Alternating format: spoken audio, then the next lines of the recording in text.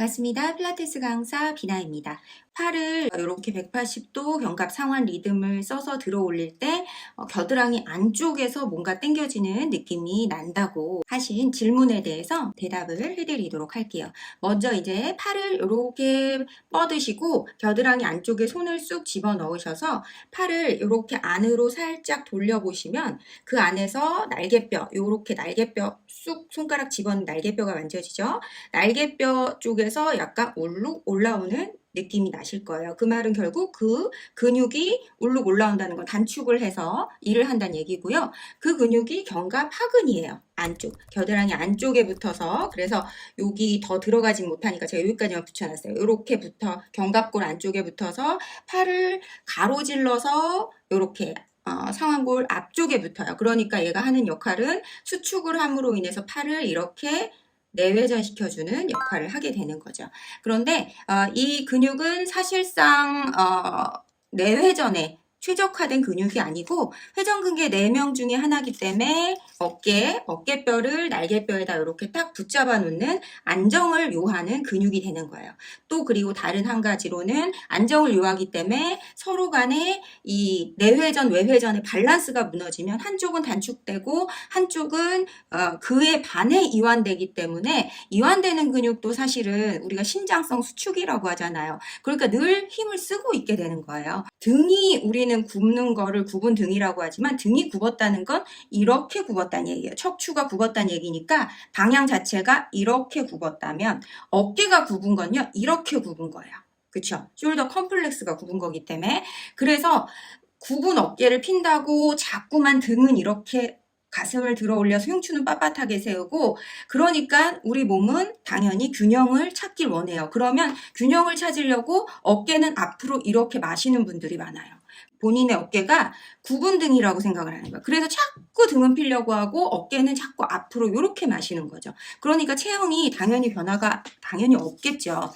그런 분들은 이제 이런 식으로 어깨 자체가 아니고 이 팔뼈 자체가 안으로 이렇게 말리는 경우가 많아요. 이렇게. 그래서 굉장히 동그랗게 이렇게 말린 형태를 보이기 때문에 그래서 본인이 어깨가 굽었다고 생각을 하시는 분이 많죠. 그러니까 어깨가 굽은 것과 등이 굽은 것은 다른 거예요. 그리고 또 하나가 또 팔을 많이 사용하시는 분들 같은 경우는 앞쪽 사용이 많아지니까 당연히 앞쪽으로 당겨지기 때문에도 이렇게 말려서 굽으실 수 있고요.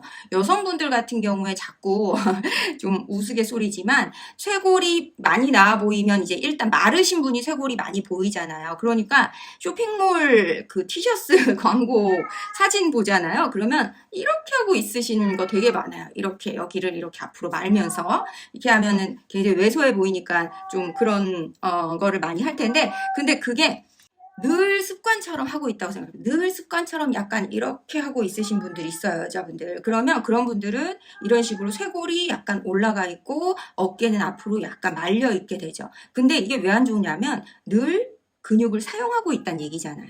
편안하게 얘는 탕 그냥 얹어줘야 돼요. 그런데 이런 식으로 어깨 근육을 많이 사용하게 되면 당연히 목에도 부담을 갈 수 있죠. 자, 그러면 일단 지금 요 견갑골 안쪽에 붙어서 이렇게 내외전을 하는 근육이 예를 들면 단축이 됐어요. 내가 좀 어깨가 이런 식으로 이렇게 말린 스타일이에요. 이렇게 등이 굽은 게 아니고 이렇게 말린 스타일이시거나 아니면 팔 사용을 많이 하시거나 섰을 때 딱 일자로 섰을 때 손등이 이렇게 보인다거나 체형 사진 같은 걸 찍으실 때 그런 분들은 상완골 팔뼈 자체가 내외전이 되어 있으실 확률이 높죠. 그러면 얘가 여기 안에 붙어 있고 여기 바깥에 붙어 있어요. 그랬을 때 우리가 팔을 이렇게 들어 올릴 때 얘가 안 늘어나주면 날개뼈를 끌고 오려고 하겠죠. 여기 사이가 안 늘어나주면 날개뼈를 끌고 오려고 할 테고, 그랬을 때 날개뼈를 끌어내리려고 하면 뭔가 이 사이에서 불편함이 느껴지실 수 있는 거예요.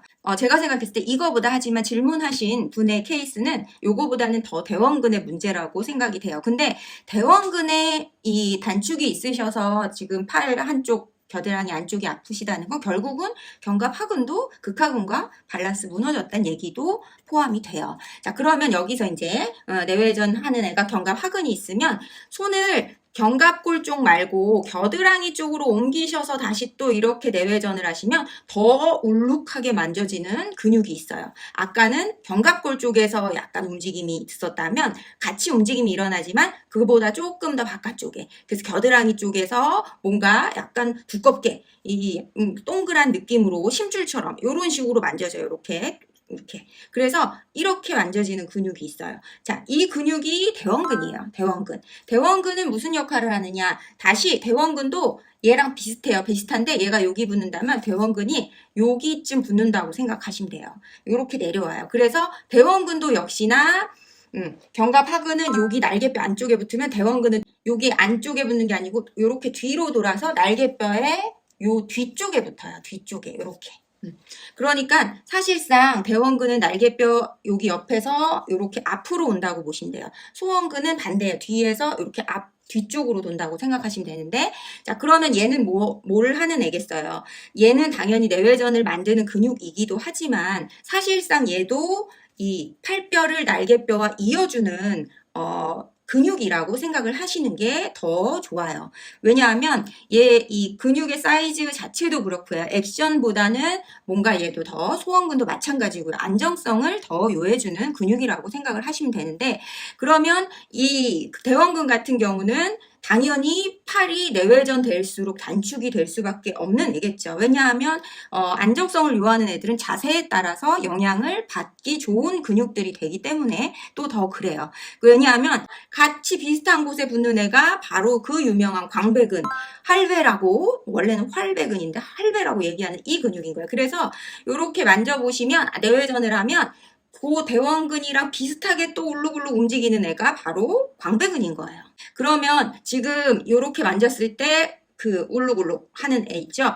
걔를 딱 잡고 이렇게 만세를 하셨을 때 바로 그 느낌인지를 보시면 돼요. 그래서 그 느낌이라면 지금 대원근이 타이트해져 있는 상태이기 때문에 얘가 여기서 안 놔주는 거죠. 팔의 안쪽을 안 놔주니까 자꾸 아까랑 똑같아요. 비슷해요. 견갑하근이랑. 그런데 견갑하근보다 얘는 더 뒤쪽에 붙어 있으니까 더 늘어나 줘야 돼요. 그쵸? 그래서 이렇게 만세를 하거나 우리가 뭐 아기 자세 같이 스트레치를 하실 때 가슴을 눌러 자꾸 내리시면 안 된다고 하는 이유가 그래서 그런 거예요.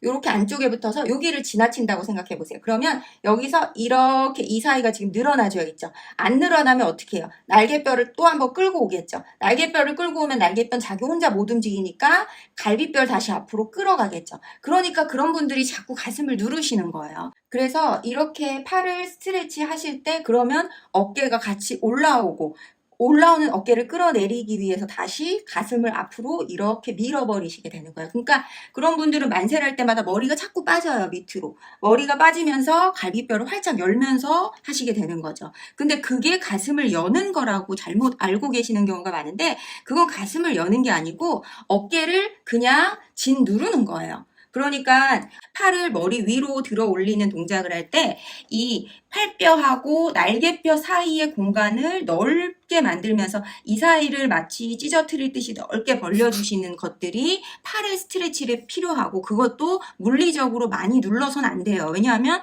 관절과 인대를 늘리는 행동이 될 수 있기 때문에.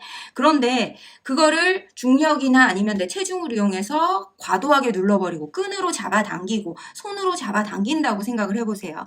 그렇게 어깨를 열어서 그건 어깨를 여는 것도 아니지만 그렇게 어깨를 열어서 뭐 하실 거예요?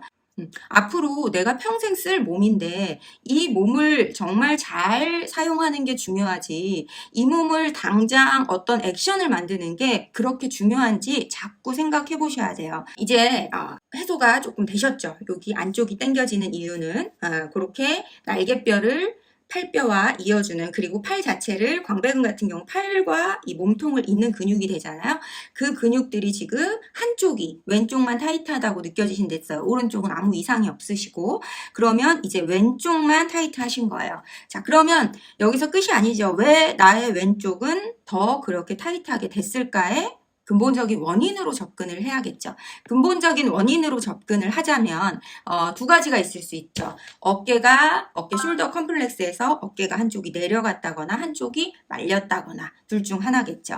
그러면 본인의 어깨 그래서 상태를 자꾸 아셔야 돼요. 내가 거울 앞에서 아무 힘도 주지 않고 그냥 섰을 때 내 지금 어깨 상태가 어떤지, 손이 앞으로 더 어느 쪽이 나와 있지 않은지 이런 것들을 자꾸 인지를 하셔야 돼요.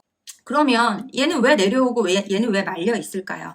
그렇게 운동의 방향이 결정되어야 내가 정면으로 쓸 수 있다는 얘기예요. 결국은 최종적으로는 골반이 틀어지셨다는 얘기죠. 골반은 그럼 왜 틀어졌느냐? 또 들어가야 돼요. 그래서 다리 길이 차이도 있을 수 있고요. 한쪽 다리만 꼬는 습관으로 틀어질 수도 있고요. 뭐 한쪽 다리만 양반다리를 많이 하는 걸로 틀어질 수도 있고 이유가 너무너무 많고 골반이 안 틀어지신 분이 거의 흔치 않을 정도로 많아요. 그렇기 때문에 결국은 골반이 예를 들면 이렇게 기울어져 있죠. 그러면 여기에서 내가 척추는 이렇게 서 있지 못하고 이렇게 서 있게 되는데 이렇게 사는 사람은 없잖아요. 그렇죠? 그러니까 여기서 얘를 이렇게 세우기 위해서 많은 전략들을 우리 몸에서는 가지고 와요. 그 전략 중에 하나로 어깨가 해당이 되기 때문에 한쪽 어깨가 내려가고 올라가고가 되는 거고 또는 골반이 이렇게 두 골반이 있는데 한쪽 골반이 더 이렇게 됐다고 생각해 보세요. 얘가 뒤로 빠지지 않아도 예를 들면 얘만 이렇게 될 수도 있고요. 얘가 뒤로 빠지면서 이렇게 됐을 수도 있어요. 그런데 골반 자체가 회전을 하고 있어요. 이거는 이제 다리를 많이 꼬셨던 분들한테도 많이 해당이 되는 내용인데 그러면 나는 다시 한번 이렇게 가려고 해요. 그쵸? 이렇게 나는 자꾸 가려고 해요. 골반이 이 방향에 있으니까. 그런데 이렇게 사는 사람 없잖아요. 다시 우린 정면을 봐야 되기 때문에 정면으로 비트는 게 누구예요? 숄더 컴플렉스인 거예요. 숄더 컴플렉스는 자전거 그 핸들이라고 하죠. 그것처럼 우리 몸의 방향을 결정해줘요. 그러면 얘가 이렇게 걸어갈 수 없으니까 이렇게 돌리겠죠. 이렇게 돌림으로 인해서 오른쪽은 외회전하는 모먼트가 나올 수밖에 없고 왼쪽은 내회전하는 모먼트가 나올 수밖에 없는 거예요. 그러면 왼쪽은 내회전 근육들이 늘 정면으로 걷기 위해 일을 더 많이 해야 되는 거고 오른쪽은 외회전 근육들이 정면으로 걷기 위해 일을 더 많이 해야 되는 상태가 되시는 거죠.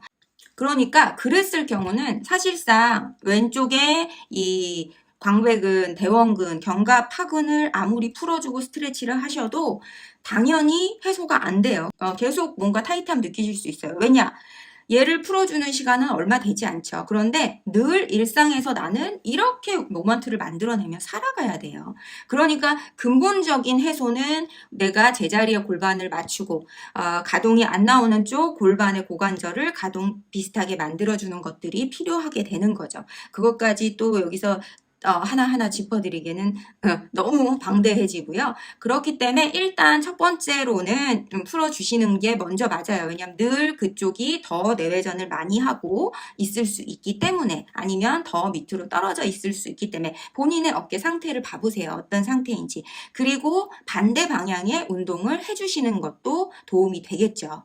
그리고 또 해당 측 왼쪽만 집중하실 게 아니고 또 범위는 오른쪽이 될 수도 있어요. 오른쪽에 가동이 자꾸 나오기 때문에 왼쪽은 딸려가서 내외전 근육들이 타이트해지는 경우도 있거든요. 그러니까 반대쪽의 상태는 어떤지 반대쪽의 팔에 외회전, 내외전의 가동을 한번 보시고 자, 이런 식으로 딱 벽에 쓰셔서 이렇게 팔꿈치 고정하고 내외전, 외회전을 했을 때 더 불편함이 느껴지는 쪽 아니면 한쪽이 지나치게 많이 나온다던가 이런 것들을 보셔서 가동 범위를 한번 체크해 보시고 자, 어깨를 쓰실 때 아까 얘기한 대로 이렇게 만세를 하셨을 때 왼쪽만 더 타이트함이 느껴지신다 하시면 왼쪽에 맞춰서 동작을 자꾸 하려고 하셔야 돼요.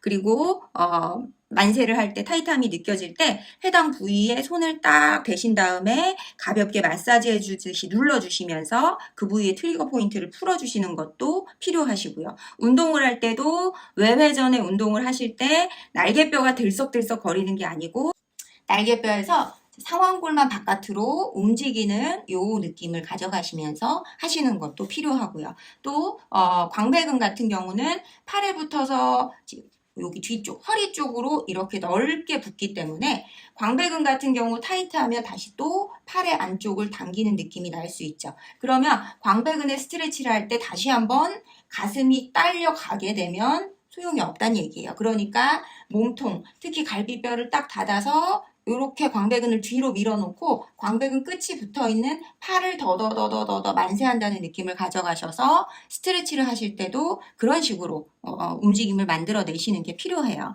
팔의 운동을 하실 땐요, 이 몸통, 갈비뼈 통을 내가 갈비뼈 바로 밑에 횡격막 있죠. 횡격막 밑으로 우리 파워하우스 코어 박스가 있어요. 그들을 정말 잘 잡아놓고요. 내 팔이 이 숄더 컴플렉스 모양을 딱 생각하셔서 그 사이를 막 슬라이딩하는 느낌으로 팔을 쓰시면 팔을 정말 잘 쓰게 돼요. 결국 얘네들이 그렇게 된 이유는 몸이 중심에 없기 때문에 그렇게 된 건데 그 밸런스를 맞추겠다고 또다시 몸의 중심이 틀어지면서 한쪽으로 과도하게 운동을 하면 또 나중에는 그쪽으로 이렇게 쏠릴 수도 있는 거잖아요. 그러니까 체형이나 어떤 부분에 있어서 반대의 움직임으로 무언가를 잡으려 하기 때문에 어려우신 거예요.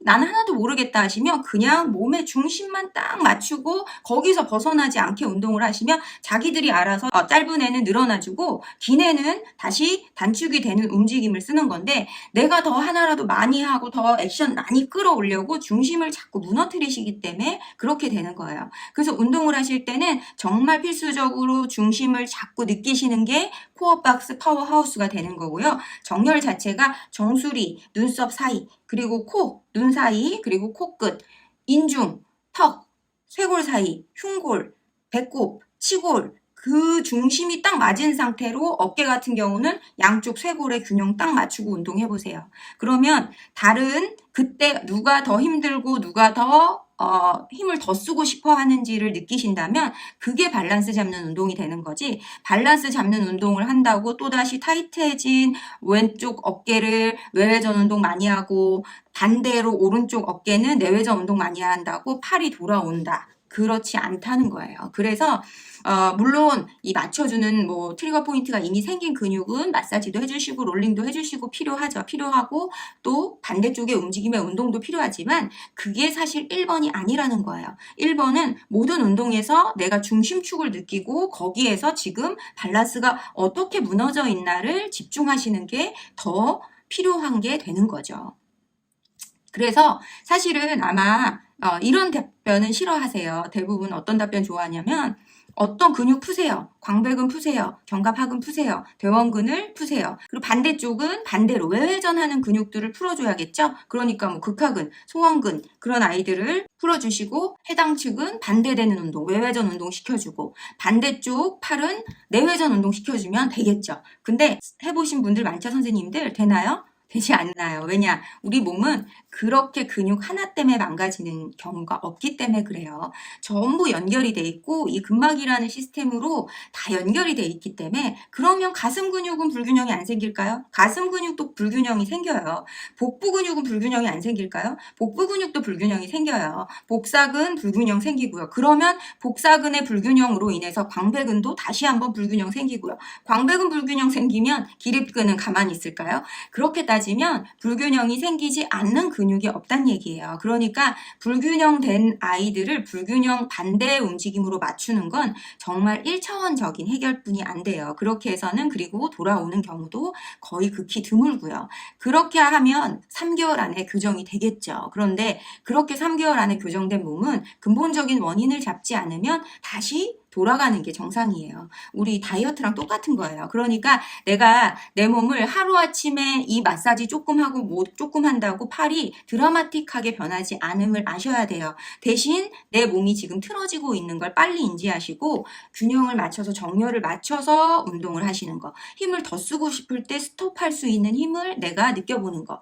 그리고 조금 더 힘을 내야 되는 곳에서는 힘을 조금 더 해당 측에서 끌어올 수 있는 힘을 느껴보는 것. 이런 것들이 몸의 균형, 어깨의 균형을 맞추는데 굉장히 필요하다고 보실 수 있으세요. 이해 도움이 되셨는지 모르겠네요. 자, 그럼 오늘 여기까지 감사합니다.